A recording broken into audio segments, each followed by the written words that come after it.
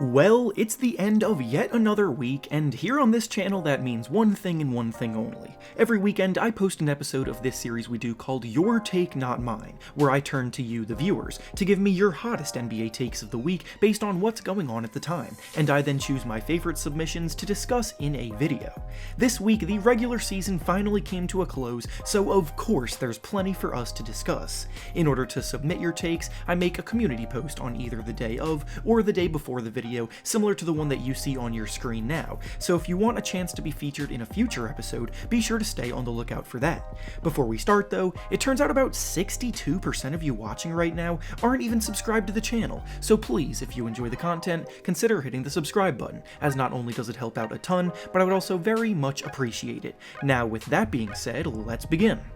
The first take we'll be discussing comes to us from Ben, and he says that Luka Doncic should be getting more MVP buzz because with the Mavericks suffering so many hurdles with COVID and injuries, he has been the one constant in the lineup and has led them to a top 5 record in the West this year. Now, Luka Doncic has absolutely had a phenomenal season, and at this point, pretty much every basketball fan has accepted that he is on the path to greatness and will be in the MVP conversation for many years throughout his career, but the MVP is an award for the absolute best and most impactful player on the year for the season, and there just so happens to be a good handful of guys who are more deserving of it than Luka this year. This is not a knock on Luka at all, so do not take it like that. It's just more of a testament to how good the other guys have actually been who are in the running. All of the points made in the original take are definitely valid,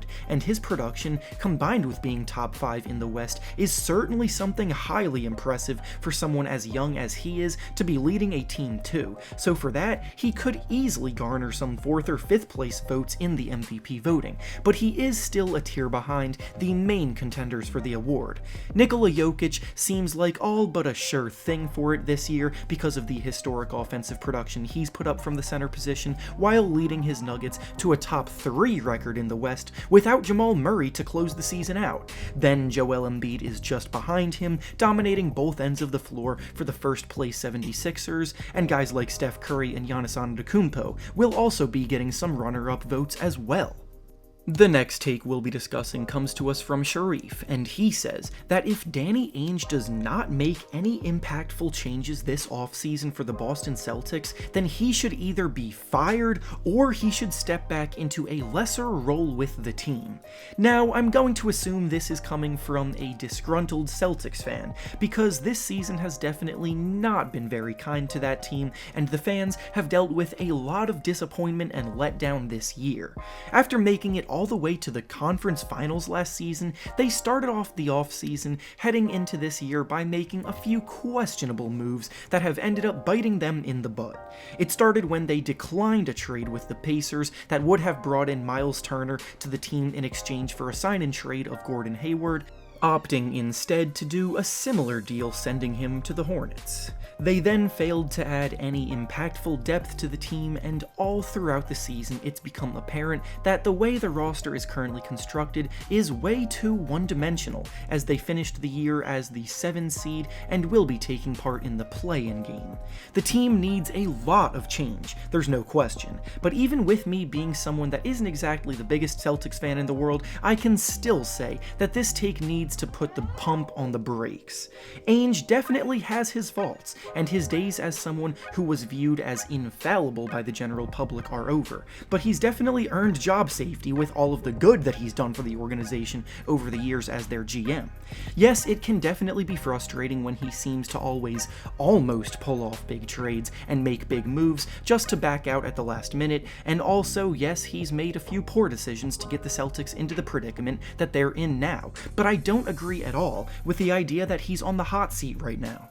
The next take we'll be discussing comes to us from Braylon, and it's actually another Celtics one saying that he doesn't think the Jayson Tatum and Jaylen Brown can coexist in the future. Now, this week there seem to be a lot of hot takes surrounding the Celtics and how they stand after the year that they've had, but again, we need to pump the brakes here. Conversations like this remind me an awful lot of the ignorant conversations that used to be forced upon Ben Simmons and Joel Embiid of the 76ers, where people said they couldn't coexist either. either, and now they're the top seed of the Eastern Conference. Tatum and Brown are both incredible two-way all-star caliber players who excel on both ends of the floor, and every season they continue to get better and better individually. Having two wing players that are this talented is never a bad thing. You just need to surround them with the appropriate players to bring out the best of them and the team as a whole, which kind of relates back to the previous take we just discussed. The way the Celtics roster is currently constructed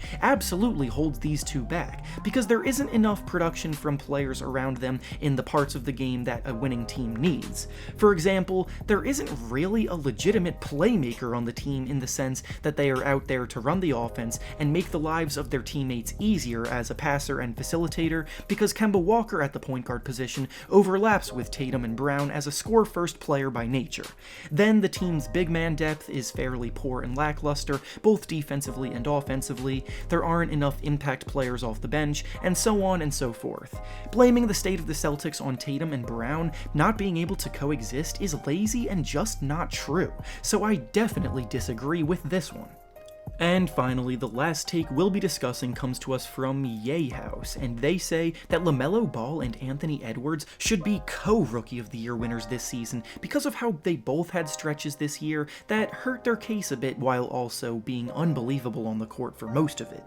The Rookie of the Year race really tightened up to close the season, and it is honestly neck and neck right now. Both LaMelo Ball and Anthony Edwards have had phenomenal first years in the league, and picking a winner of the Rookie of the Year is not going to be easy at all for the voters. I like the idea of letting them share the award as co-winners, but unfortunately that just isn't a realistic option. Because of the voting system for these awards, the likelihood of each player getting the exact same amount of votes in order to result in a co-winner is so unbelievably slim that it's pretty much not even an option at all. We will have to pick one winner, and for me, I see LaMelo Ball as the player with the slightest of leads to win it in the end. LaMelo may have missed a bit of time because of an injury, but he's been the most balanced with his production. He's impacted a team winning and playing for a meaningful spot in the playoffs, as the Hornets will be in the play-in games, and he's done it from start to finish. Edwards is also definitely worthy if he does end up winning it though, but ultimately it will have to just be one or the other.